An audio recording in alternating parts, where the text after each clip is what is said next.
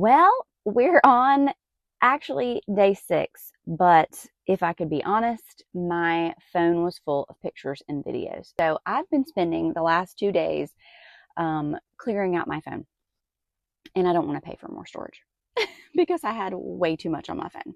So here we are. I'm actually on day 6, I think, but I'm going to start from day 4, which is starting in the book of Job. And I'm going to try to make these 3 videos today so that I'm caught up for tomorrow. But we will see. I've got 3 kids and a life. And so here we are. Job chapter 1. There was a man in the land of Uz whose name was Job. And that man was blameless and upright, and one who feared God and shunned evil. And 7 sons and 3 daughters were born to him. Also his possessions were 7,000 sheep, 3,000 camels, 500 yoke of oxen, 500 female donkeys, and a very large household. So this man was the greatest of all the people of the East. And his sons would go and feast in their houses, each on his appointed day, and would send and invite their 3 sisters to eat and drink with them. So it was, when the days of feasting had run their course, that Job would send and sanctify them. And he would rise early in the morning and offer burnt offerings according to the number of all of them. For Job said, "It may be that my sons have sinned and cursed God in their hearts." Thus Job did regularly. Satan attacks Job's character. Now there was a day when the sons of God came to present themselves before the Lord, and Satan also came among them. And the Lord said to Satan, "Where do you come from?" So Satan answered and said, "From going to and fro on the earth and walking back and forth on it." I don't know that he sounded like that, but listen, he's cunning and crafty, so I feel like he sounds a little manipulative, right? Then the Lord said to Satan, "Have you considered my servant Job, that there is none like him on earth, a blameless and upright man, one who fears God and shuns evil?" So Satan answered the Lord and said, "Does Job fear God for nothing? Have you not made a hedge around him, around his household, around all that he has on every side? You have blessed the work of his hands, and his possessions, and have increased in the land. But now stretch out your hand and touch all that he has, and he will surely curse you to your face." And the Lord said to Satan, "Behold, all that he has is in your power. Only do not lay a hand on his person." So Satan went out from the presence of the Lord. Job loses his property and children. Now there was a day when his sons and daughters were eating and drinking wine in their oldest brother's house. And a messenger came to Job and said, "The oxen were plowing and the donkeys feeding beside them, when the Sabeans raided them and took them away. Indeed, they have killed the servants with the edge of the sword, and alone have escaped to tell you. And I alone have escaped to tell you." While he was still speaking, another also came and said, "The fire of God fell from heaven and burned up the sheep and the servants and consumed them. I alone have escaped to tell you." And while he was still speaking, another also came and said, "The Chaldeans formed 3 bands, raided the camels and took them away, yes, and killed the servants with the edge of the sword, and I alone have escaped to tell you." While he was still speaking, another also came and said, "Your sons and your daughters were eating and drinking wine in their oldest brother's house, and suddenly a great wind came from across the wilderness and struck the 4 corners of the house, and it fell on the young people, and they are dead, and I alone have escaped to tell you." Then Job arose, tore his robe, shaved his head, and fell on the ground and worshipped. And he said, "Naked I came from my mother's womb, and naked shall I return there. The Lord gave, the Lord has taken away, but blessed be the name of the Lord." In all of this, Job did not sin, nor charge God with wrong. Chapter 2. Again there was a day when the sons of God came to present themselves before the Lord, and Satan came also among them to present himself before the Lord. And the Lord said to Satan, "From where do you come from?" Satan answered to the Lord, "From going to and fro on the earth and walking back and forth on it." Then the Lord said to Satan, "Have you considered my servant Job, that there is none like him on the earth, a blameless and upright man, one who fears God and shuns evil, and still holds fast to his integrity, although you incited me against him to destroy him without cause? So Satan answered the Lord and said, Skin for skin, yes, all that a man has he will give for his life. But stretch out your hand now and touch his bone and his flesh, and he will surely curse you to your face. And the Lord said to Satan, Behold, he is in your hand, but spare his life. So Satan went out from the presence of the Lord and struck Job with painful boils from the sole of his foot to the crown of his head. And he took for himself a potsherd with which to scrape himself while he sat in the midst of ashes. Then his wife said to him, Do you still hold fast to your integrity? Curse God and die. But he said to her, You speak as one of a foolish woman speaks. Shall we indeed accept good from God, and shall we not accept adversity? In all this, Job did not sin with his lips. Now, when Job's 3 friends heard of this adversity, they came upon him, and each one came from his own place: Eliphaz the Timnite, Bildad the Shuhite, Zophar the Temanite, Bildad the Shuhite, and Zophar the Naamathite. And they had an appointment together to come and mourn with him and comfort him. And when they raised their eyes from afar and did not recognize him, they lifted their voices and wept, and each one tore his robe and sprinkled dust on his head towards heaven. So they sat down with him on the ground 7 days and 7 nights, and no one spoke a word to him, for they saw that his grief was very great. Chapter 3. After this, Job opened his mouth and cursed the day of his birth. And Job spoke and said, May the day perish on which I was born, and the night in which it was said, A male child is conceived. May that day be darkness. May God above not seek it, nor the light shine upon it.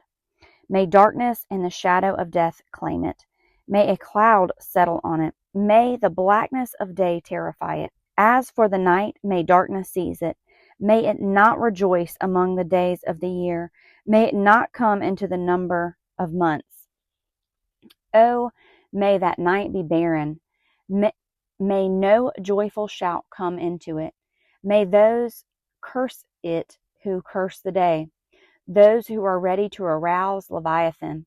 May the stars of its morning be dark. May it look for light but have none, and not see the dawning of the day, because it did not shut up the doors of my mother's womb, nor hide sorrow from my eyes. Why did I not die at birth? Why did I not perish when I came from the womb? Why did the knees receive me, or why the breasts that I should nurse? For now I would have lain still and been quiet. I would have been asleep. Then I would have been at rest with kings and counselors of the earth, who built ruins for themselves, or with princes who had gold, who filled their houses with silver. Or why was I not hidden like a stillborn child, like infants who never saw the light? There the wicked ceased from troubling, and there the weary are at rest. There the prisoners rest together. They did not hear the voice of the oppressor. The small and great are there, and the servant is free from his master. Why is light given to him who is in misery, and life to the bitter of soul, who long for death, but it does not come, and search for it more than hidden treasures, who rejoice exceedingly, and are glad when they can find the grave?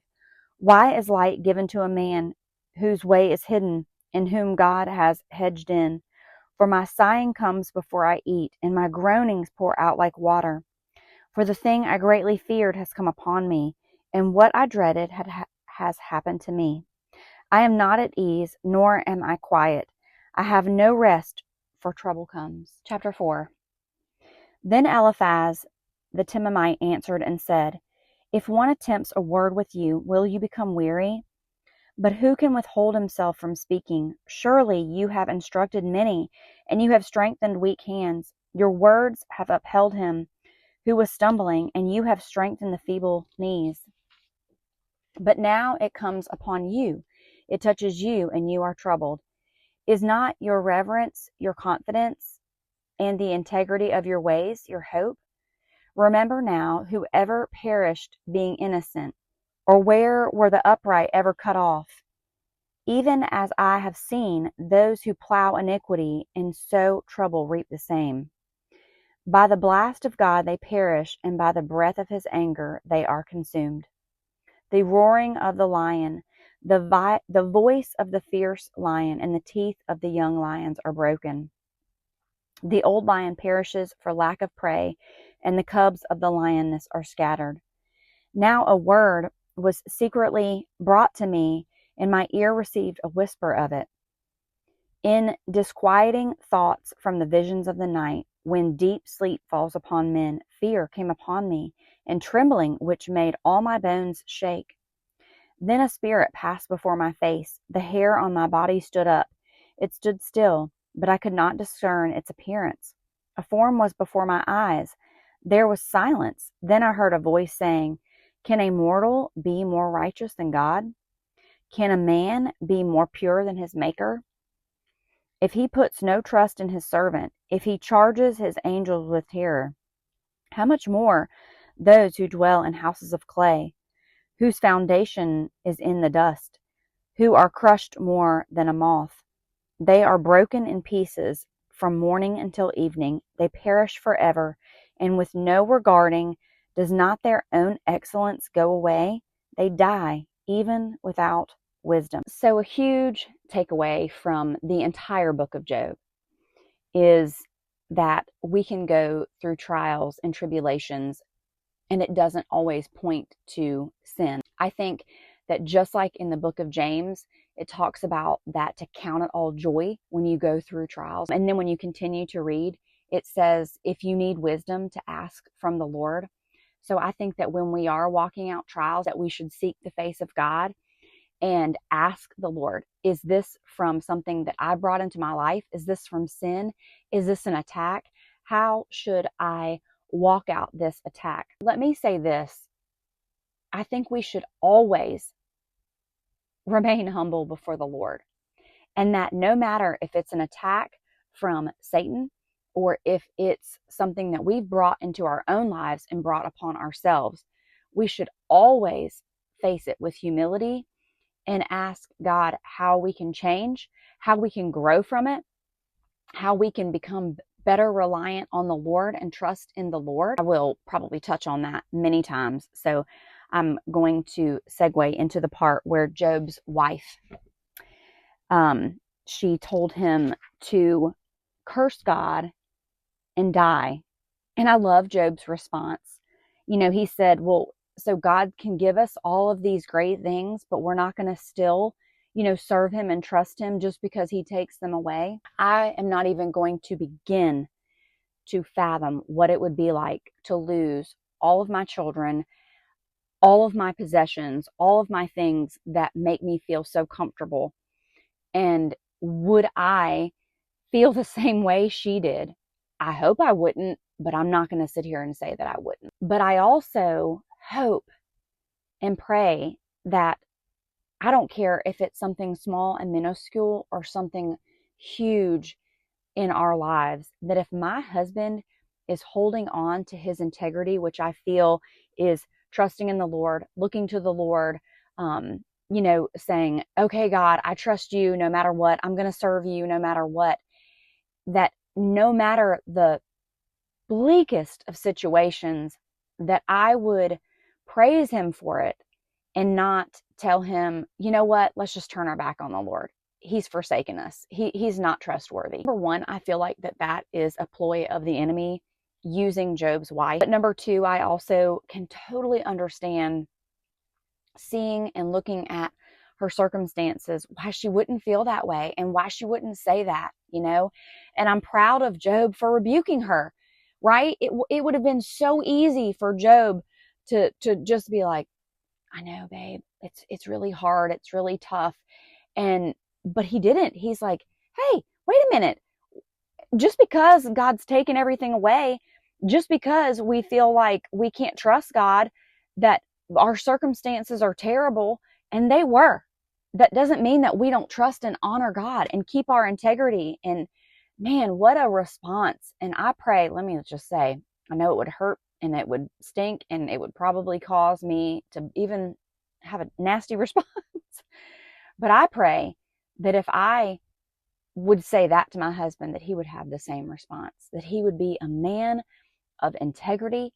that he would honor the Lord with his life, and that he would rebuke me and say, woman, get it together. We're going to honor God, whether we have a lot or whether we have a little, whether we're just swimming in money and children and finances and all the things, or we're just barely scraping by.